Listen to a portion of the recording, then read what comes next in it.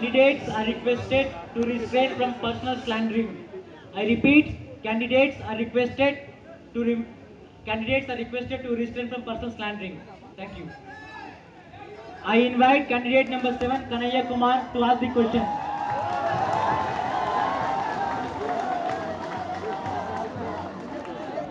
गौरव जी, इस चुनाव में जब आपके लोग उधर पीछे खड़े हैं, वंदे मातरम कहते हैं तो लोग पीछे से कहते हैं वंदे व्यापम। आपको बुरा लगता होगा। खैर, मेरा एक सवाल है आपसे।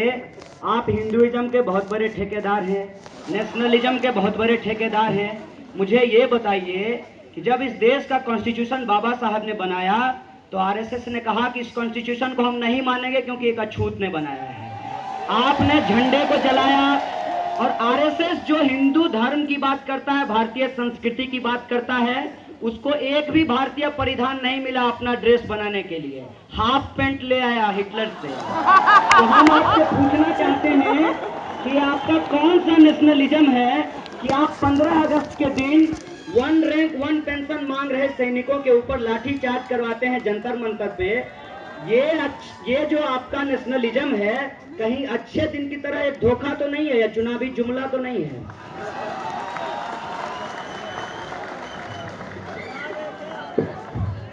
आरएसएस जो आप कह रहे हैं कि उसको रिजेक्ट किया था क्योंकि कॉन्स्टिट्यूशन को रिजेक्ट किया था, उसके लिए 1949 में कॉन्स्टिट्यूशन अडॉप्ट होता है। तब तक में सारे लोगों के, सारे हर ग्रुप, हर कम्युनिटी के ओपिनियन माने गए हैं। और जब कॉन्स्टिट्यूशन को इम्प्लीमेंट हो जाता है तब हम लोग कॉन्स्टिट्यूशन को सॉवरेन और सेक्युलर मानते हुए देश को उसको रेस्पेक्ट करते हैं, supreme law of the land. Number 2, आपने बहुत सारे मुद्दे उठा देते हैं। आपको बात नंबर 2 आपने बात किया आरएसएस के बारे में। आरएसएस ही ऐसा ऑर्गेनाइजेशन है जो यहाँ पे कंट्री में रिजर्वेशन लाता है। जो सबसे पहली बार अगर किसी देश में कभी सोशल जस्टिस की बात होती है तो वो राजा मुंजे पैक्ट में होती है 1932 में। ये सी राजा और मुंजे के बीच होती है। झंडा का है जलाए भाई, ये बताइए ना। झंडा ओआरओ के बारे में आप बोल रहे हैं, वो ओआरओ आज ही कल ही प्रधानमंत्री मोदी ने इंप्लीमेंट करके दिखा दिया है। मैंने इंप्लीमेंट हो चुका है, वो इंप्लीमेंट हो चुका है ओआरओ भी। और आज सारे सैनिक ने उसको एक्सेप्ट किया कि it is one of the best deal that the government has given them. चलिए, आप भी जो है बहुत बड़े जुमलेबाज हैं, साबित हो गया। अच्छा, ये बताइए कि आज आपने एक पर्चा लिखा है, उसमें लिखा है आपने, मैं पढ़ देता हूं, हमेशा राजनीतिक सिद्धांतों पर होगी। और हमारी राजनीति ये कहती है कि अगर हमको राइट विंग से लड़ना है तो हमको लेफ्ट और सेकुलर वोट को डिवाइड नहीं करना है। इसीलिए हम अकेले चुनाव मैदान में डटकर खड़े हैं। रही बात किसी के हमारे संगठन में होने की, तो ये उससे जरा पूछ लीजिए। सरकार बदली है, उसके हिसाब से उनका मन बदल गया हो।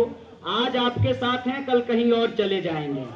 मैंने कभी नहीं कहा, एआईएसएफ ने कभी नहीं कहा कि वो व्यक्ति एआईएसएफ का पार्ट है। हमको हमेशा लगा कि ये व्यक्ति डाउटफुल है, ये एनएसवाई में ही खप सकता है, ये एआईएसएफ जैसे संगठन में नहीं खप सकता है। यह बात बिल्कुल क्लियर थी। और रहा रास्ता रोरा बनने का और शहीद बनने का, तो आपको बता दूं, ऑल इंडिया स्टूडेंट फेडरेशन 1936 में इस देश में बना था और तब से लेकर आज तक शहीदों की मसाल को जला रहा है। और आयशा भी जिस शहीद को लेकर गर्व करती है, कॉमरेड चंदू भी सबके ही पॉलिटिक्स को करते थे। ये बात आपको मैं बता देना चाहता हूँ। Candidate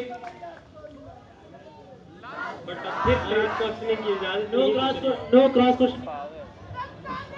I invite Gaurav Kumar Jha to ask the question. आरोप लगाया कि एबीवीपी यहाँ पे रिलीजन की पॉलिटिक्स करती है, पर आपको कुछ मैं याद दिलाना चाहूंगा।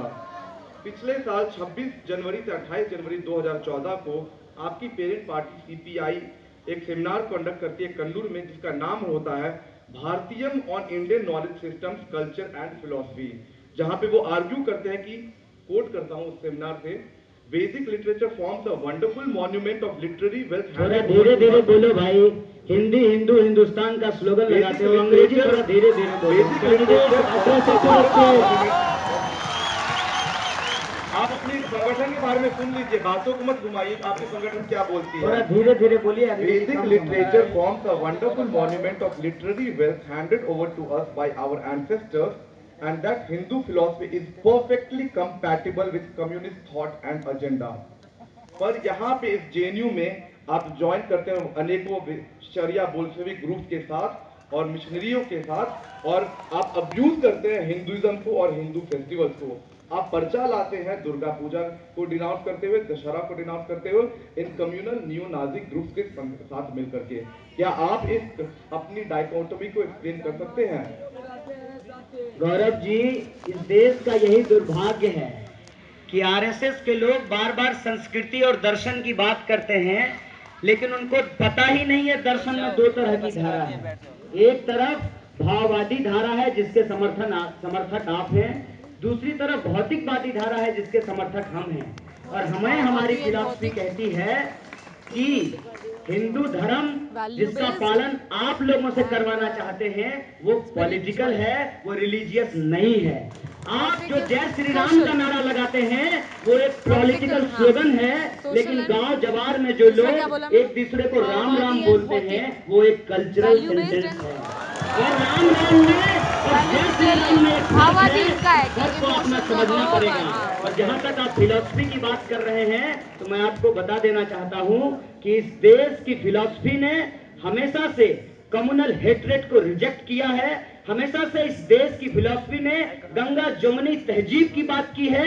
इस देश की संस्कृति ने हमेशा से हिंदू और मुसलमानों की एकता की बात की है। ये वो आरएसएस है जो मैंने कहा था अपनी तकरीर में भी कि ये वो लोग हैं जो बार बार लोगों को कंफ्यूज करते हैं। आप मुझे बताइए कि अगर मैं हिंदी फिलॉसफी को ही मानूं, अगर 2 मिनट के लिए मान लूं, तो भगवान राम ने हमको बनाया, हम भगवान राम को कैसे बना सकते हैं? ये भगवान राम को बनाना चाहते हैं, ये भगवान राम की मूर्ति में प्राण प्रतिष्ठा डालना चाहते हैं। ये इनकी फिलॉसफी है, ये इनकी पॉलिटिक्स है, इसको रिजेक्ट कीजिए। Candidate please wind up your answer. वैसे ही अच्छी बात है कि केरला में सीपीआई एक तरफ हिंदू फिलॉसफी के गुण गा रहा है और सीपीएम जन्माष्टमी मना रहा है। अगला प्रश्न, आप पिछले साल डीएसएफ के साथ ज्वाइन करते हैं, हाथ मिलाते हैं एक लेफ्ट यूनिटी के प्लेटफॉर्म के नाम पर। क्या हो गया इस साल जो आप इस यूनिटी को छोड़ देते हैं? क्या वो पिछले साल अपॉर्चुनिज्म था या इस साल कुछ और लोभ आ गया आपके मन में?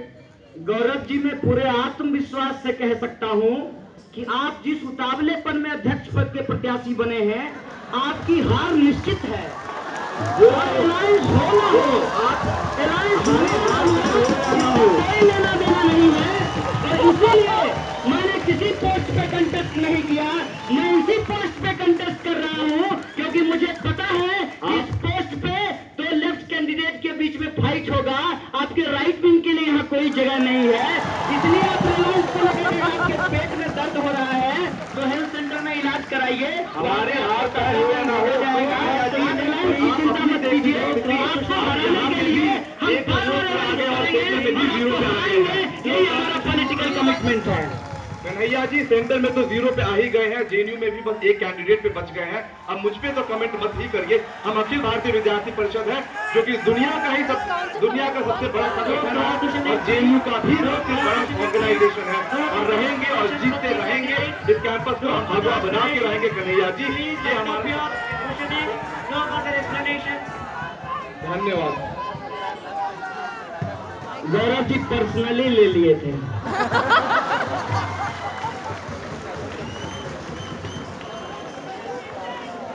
Candidates are requested to refrain from personal slandering.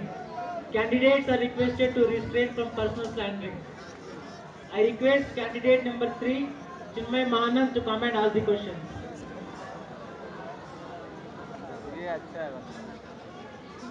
साथी, मेरा आपसे एक ही सवाल है कि गांधी के ऊपर जहाँ तक अम्बेडकराइट मूवमेंट, फुले अम्बेडकराइट मूवमेंट का बात है, हम लोग गांधी को क्रिटिकली देखते हैं कि गांधी ने जब पुणे पैक्ट साइन करने के लिए मजबूर किए थे ये बाबा साहेब अम्बेडकर को, जब बाबा साहेब सेपरेट सेटलमेंट की बात करते हैं, और गांधी ने इस वर्णाश्रम धर्म को, कास्ट सिस्टम को डिफेंड किया है। लेकिन मेरा जितना समझदारी है कि सीपीआई के जितने भी एक्टिविस्ट को मैं मिला हूँ, उनका एक सब कॉर्नर है, गांधी को अभी भी एक मास लीडर मानते हैं और एक ऐसा दिखाते हैं कि ये लोगों के बहुत बड़ी नेता है।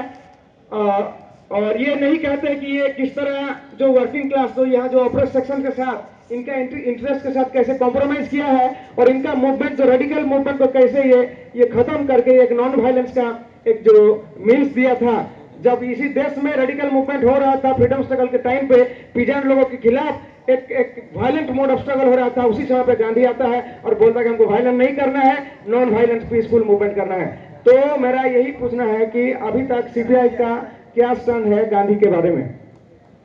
साथी जिनमें मैं पूरी जिम्मेदारी के साथ इस बात को कहता हूं कि ये बड़ा ही दुर्भाग्यपूर्ण है इस कैंपस के लेफ्ट पॉलिटिक्स का कि हम जितनी बार पांचजन ऑर्गेनाइजर का नाम लेते हैं उसके मुकाबले आधे तौर पर भी हम अपने मुखपत्र का नाम नहीं लेते हैं। और मुझे पूरा भरोसा है कि यहाँ जो भी लेफ्ट एक्टिविस्ट बैठे हुए हैं शायद ही अपने जो पैटर्नल पार्टी है उसका जो मुखपत्र है उसके बारे में वो जानते होंगे, उसको पढ़ते होंगे। ये बड़ा ही दुर्भाग्यपूर्ण स्थिति है। पता नहीं आप कहां से कोट कर रहे हैं, लेकिन जहां तक हमारी मार्क्सिस्ट ट्रेनिंग हुई है, हमारी कम्युनिस्ट ट्रेनिंग हुई है, वहां हम लोग हमेशा गांधी को क्रिटिकली देखते हैं। जहां हमको टेक्टिकली आरएसएस के हिंदुइज्म को क्रिटिसाइज करने की जरूरत है, वहां हम गांधी के सर्व धर्म समभाव को सही साबित करते हैं। और जहां हमको वर्ण सम व्यवस्था को लेकर गांधी को क्रिटिक करना है, हम बाबा साहेब के सपनों के साथ खड़े होते हैं। और गांधी हमारे लिए कभी भी जो है क्रिटिसिज्म से बाहर नहीं रहे हैं। हम गांधी को हमेशा क्रिटिकली ऑब्जर्व करते हैं। लेकिन एक बात, इस बात को हम बिल्कुल स्पष्ट तौर पर कहना चाहते हैं कि जितने भी ऐतिहासिक पुरुष हैं या महिलाएं हैं, जितने भी व्यक्तित्व हैं, अगर उनका महत्व हम समझते हैं तो हमको समझना पड़ेगा कि आज के समय में उनका क्या महत्व है। और हमको लगता है कि जब इस देश के अंदर आरएसएस जैसी शक्तियां बढ़ रही है तो न सिर्फ गांधी की तमाम महापुरुषों की आज हमको जरूरत है कि हम उनको इस्तेमाल करें इस पॉलिटिक्स को रिजेक्ट करने के लिए।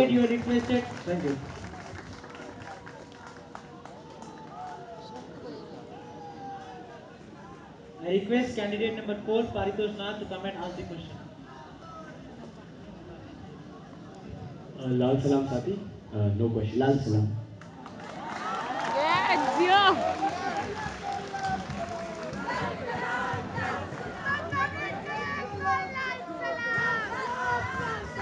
I request candidate number 5 Vijay Kumar to come and ask the question. आपसे एक सवाल है। पटना विश्वविद्यालय में 2012 में एआईएसएफ की तरफ से प्रत्याशी रहे एक छात्र ने रणवीर सेना की संलग्ना ब्रह्मेश्वर सिंह मुखिया की तारीफ की थी। ब्रह्मेश्वर सिंह जैसे हत्यारे को हीरो मानने वाले लोगों को एआईएसएफ की तरफ से प्रत्याशी क्यों बनाया जाता है? साथी विजय, जिस तरीके से आयशा 2012 से सिर्फ ईयर बदल करके वही एजेंडा ले आती है, आप जो है कैंडिडेट बदल करके वही सवाल ले आते हैं। आपको अधूरी जानकारी है। आपका थोड़ा सा जनरल नॉलेज में बढ़ा दूं कि वो व्यक्ति एआईएसएफ में था और वो ब्रह्मेश्वर मुखिया का जन्मदिन मनाने के लिए गया भी नहीं था। आपके लोग पता नहीं फेसबुक पर क्या क्या बकवास करते हैं, लेकिन आपको हिम्मत नहीं है कि आप यहां खड़ा होकर के उसको कंडेम करेंगे। एआईएसएफ ने न सिर्फ उसके फेसबुक स्टेटस के आधार पर उसको कंडेम किया, बल्कि अपने इलेक्टेड वाइस प्रेसिडेंट को संगठन से निकाल बाहर फेंका। हम आपसे सवाल पूछना चाहते हैं कि आपके प्रेसिडेंट के ऊपर सेक्सुअल हरासमेंट का एक चार्ज लगा था। है आपको हिम्मत कि आप उसको आयशा से निकाल बाहर फेंकेंगे? मैं आपसे सवाल पूछना चाहता हूं कि कविता कृष्णन जो इतनी बड़ी फेमिनिस्ट हैं, वो बोलती हैं कि बीबीसी का जो डॉक्यूमेंट्री था इंडियाज डॉटर, उसको पब्लिश नहीं होना देना चाहते हैं। आप यहां खड़ा होकर के उसको कंडेम करेंगे कि नहीं करेंगे? ये सवाल हम आपसे पूछना चाहते हैं। सवाल को बार बार मत दोहराइए, कोई नया सवाल लेकर आइए और अपने मेंटर से बोलिए कि थोड़ा और राजनीतिक एक्सरसाइज करें ऐसे सवाल पूछने के लिए। एक सवाल है कि आप अपने भाषण में लेफ्ट यूनिटी के ऊपर बहुत लंबी चौड़ी बात कहें और इस कैंपस में भी बहुत लंबा चौड़ा खेल खेला गया लेफ्ट यूनिटी को लेकर, लेकिन बिहार में लेफ्ट यूनिटी को लेकर आपके पेट में इतनी दर्द क्यों हो रही है? कॉमरेड, ये तो वही बात हो गई कि उल्टे चोर कोतवाल को डांट रहा है। अरे भाई, हम आज से नहीं, तो आप ही है ना, भटिंडा कांग्रेस के वक्त से कह रहे हैं कि इस देश में राइट विंग का उभार बढ़ रहा है। अगर उस राइट विंग के उभार को चैलेंज करना है तो अपने तमाम ब्रैकेटों को मिटाकर हम तमाम लेफ्ट पार्टियों को एकजुट होने की जरूरत है। और ये वो एमएल था जो सीपीआई को लेफ्ट पार्टी मानने के लिए तैयार नहीं था। जैसे सीपीएम बहुत दिन तक सीपीआई को नहीं मानी थी, उसी तरीके से एमएल लिबरेशन बहुत दिन तक सीपीएम को नहीं मानी थी, और सीपीएम की एक चुनी हुई सरकार को हराने के लिए ममता बनर्जी तक से जाकर के गठबंधन कर लिया था, लेकिन लेफ्ट यूनिटी का जरूरत उसको नहीं हुआ था। हम हमेशा से लेफ्ट यूनिटी के पक्ष में खड़े रहे हैं और आज भी उस पक्ष में खड़े हैं। यह सवाल आपके ऊपर बनता है कि आप कहते हैं कि सीपीआई रणवीर सेना की पार्टी है, दीपांकर साहब को चिट्ठी भेजिए, किस तरह की घटिया पार्टी से वो अलायंस कर रहे हैं, आप निकलकर बाहर चले जाएंगे, जनता तय करेगी कि लेफ्ट यूनिटी का रूप रंग क्या होगा और उसमें कौन लोग शामिल होंगे। और हमको लगता है इस देश की शोषित जनता ने तय कर लिया है आरएसएस के खिलाफ एकजुट होने के लिए, इसलिए लेफ्ट यूनिटी को कोई भी संगठन अपनी संकीर्णता के आधार पे खत्म नहीं कर सकता है। ये हमारा पूरा भरोसा है, लेफ्ट यूनिटी आएगा और आरएसएस को हराएगा। यही हमारा सपना है, यही शोषितों का सपना है, यही समतामूलक समाज बनाने का सपना है। इसको हम करके दिखाएंगे साथी। आपको जितना भी लेफ्ट यूनिटी को बदनाम करना है कर लीजिए, लेकिन आपकी भी मजबूरी होगी, जनता आपको भी मजबूर करेगा लेफ्ट यूनिटी के लिए, या जनता आपको भी मजबूर करेगा लेफ्ट यूनिटी के लिए। तो इतना दर्द कैंडिडेट में फिर no cross question.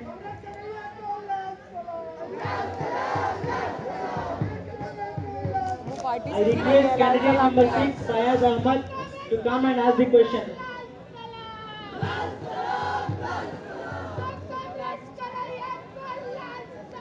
Comrade Kanhaiya से मेरा ऐसा कोई सवाल नहीं है, मगर मैं जो आज इन्होंने इस मंच से अपने लीडरशिप को जो जेंडर इनसेंसिटिव कमेंट के लिए करने के लिए जो कंडेम किया, उसको मैं कॉमरेड कन्हैया को अप्रिशिएट करता हूँ। कॉमरेड कन्हैया को अप्रिशिएट करता हूँ और डीएसएफ हर उस लेफ्ट एक्टिविस्ट के साथ खड़ा रहेगा जो सही को सही कहेगा और गलत को गलत कहेगा। लेफ्ट यूनिटी लॉन्ग लिव, अरे लेफ्ट यूनिटी जिंदाबाद। Stop sloganeering.